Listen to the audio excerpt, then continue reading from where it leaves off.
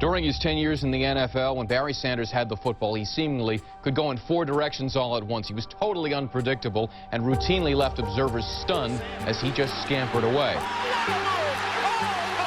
All of those qualities fit today as Sanders announced his retirement from the NFL at age 31. Was Barry frustrated playing for a losing team? Was it friction with his coach Bobby Ross? Was he just plain burned out? Who knows? There might be more accomplished running backs.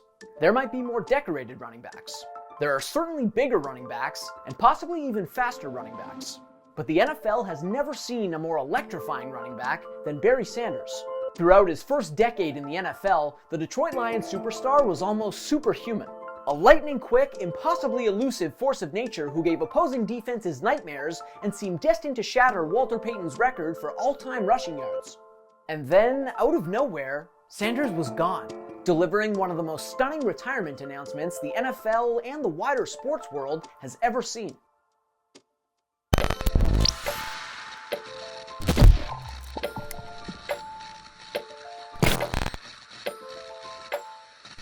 To this day, few players have the kind of aura of Barry Sanders, who was a household name long before he ever suited up for the Lions. In his senior year of high school, Sanders quieted concerns about his relatively small 5'8" frame after he ran for more than 1,400 yards and 17 touchdowns in 7 games. From there, he went on to play at Oklahoma State, where he struck fear into the hearts of defensive coordinators even before he became a starter. Famously, Oklahoma coach Barry Switzer once told his defense that they better hope that Thurman Thomas, the guy starting over Sanders and an eventual NFL Hall of Famer, wasn't injured when they played the Cowboys. That's how terrifying Sanders was. As Switzer told his defense, "You won't even touch this guy." And he was right. Nobody could touch Sanders, who took over as RB1 in his junior year following Thomas's graduation to the NFL and proceeded to turn in one of the most jaw-dropping college seasons ever. In 1988, Sanders rushed for more than 2,600 yards, racked up more than 3,200 all-purpose yards, and scored 39 touchdowns. 39! That historic season made Sanders a shoo-in for the Heisman. And despite a then-rule barring juniors from entering the NFL draft, Sanders was granted an exception and allowed to declare. Months later, the Detroit Lions made him the 3rd overall pick in the '89 draft, nabbing him after the Cowboys selected future Hall of Famer Troy Aikman 1st overall, and after the Green Bay Packers selected offensive tackle Tony Mandarich, who did not make the Hall of Fame. And if there was any doubt as to whether the undersized Sanders could make it in the NFL, the rookie swiftly put it to bed. In his first year with Detroit, despite playing sparingly through the season's first few games, Sanders finished 2nd in the league in rushing yards and rushing touchdowns. Meanwhile, he averaged a staggering 5.3 yards per carry, flummoxing opponents with his ability to shed would-be tacklers, not to mention his breakaway speed. For his efforts, he took home Offensive Rookie of the Year in a landslide and earned his first Pro Bowl and All-Pro honors. But perhaps most significantly, Sanders came to embody a new hope for the Lions, a long-suffering franchise that had yet to make it to even a conference championship game and had managed double-digit losses in the 3 seasons prior to Sanders' arrival. In '89, however, the Lions finished 7-9. Meaningful improvement. And with Sanders, it seemed, even without a franchise quarterback, the Lions could become a genuine Super Bowl threat for the first time since, well, ever. Now, spoiler alert, the Lions never did get to football's mountaintop. But that's not on Sanders, who in the years that followed put together one of the most impressive resumes and ridiculous highlight reels of any running back ever. As a sophomore, he led the NFL in rushing yards and total touchdowns, and once again averaged more than 5 yards per carry. The following season, for the first time in his career, Sanders averaged more than 100 rushing yards per game while also leading the league in total touchdowns once again. His continued brilliance, by the way, propelled the Lions to a franchise record 12 wins that year, and he then played a memorable role in Detroit's first postseason win of the Super Bowl era. Sanders capped the Lions' historic beatdown of the Dallas Cowboys with an iconic 47-yard touchdown run in the 4th quarter. Yeah, but if people had to make up signs like that, I mean, they ought to just, go to their homes and read. Sanders still on his feet, and Sanders is gone. 6 Cowboys missed him. And he just didn't stop. Year in and year out, Sanders was a virtual lock for 100 rushing yards per game, double-digit touchdowns, and a trip to the Pro Bowl. In fact, from 92 through 96, Sanders racked up more rushing yards than everyone in the league except Emmitt Smith, with the 7th most touchdowns. Two extremely impressive feats given how frequently mediocre the Lions were during that period.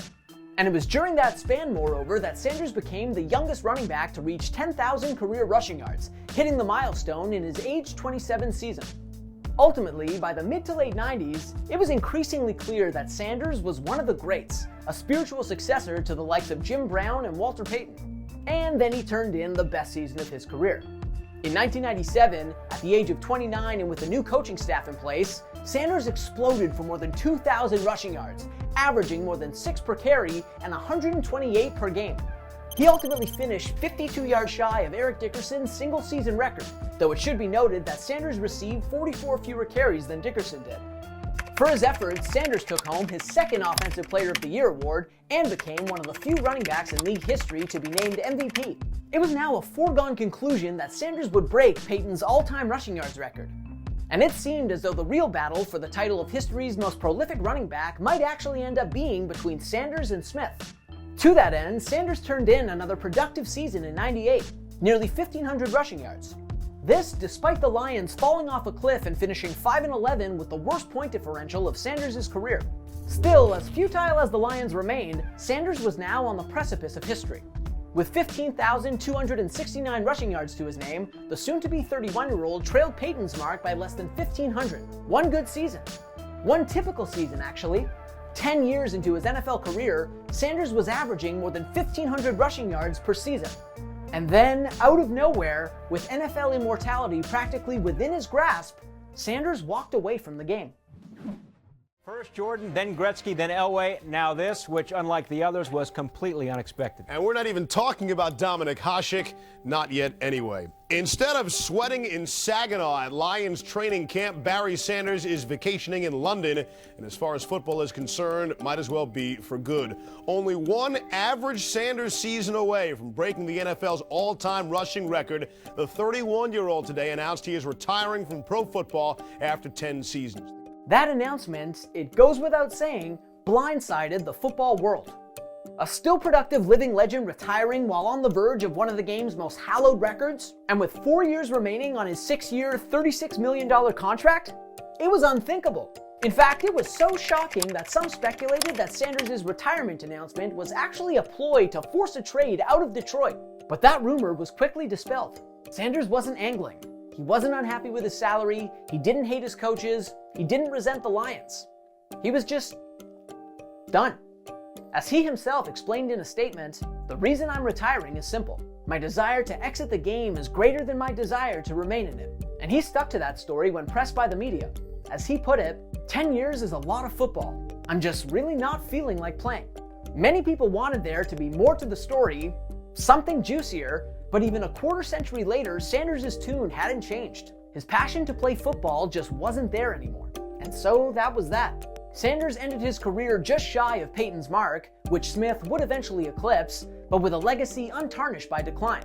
More than 15,000 rushing yards, an average of 100 yards per game and 5 yards per carry, plus 10 Pro Bowl nominations and 6 All-Pro honors, not to mention his other hardware. To this day, by the way, he's the only running back with double-digit Pro Bowl nods. And although he bowed out of the race for football's all-time rushing yards record, Sanders' abrupt retirement afforded him a unique place in the annals of sports history. He's one of the definitive examples of a superstar going out on top, on his or her terms.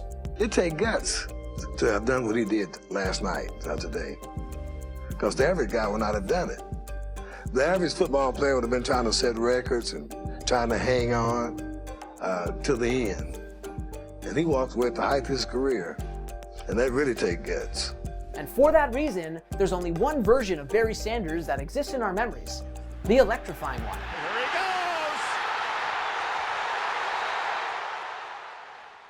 he goes! Thanks for watching. If you like this video and want to see more content like this, hit that subscribe button.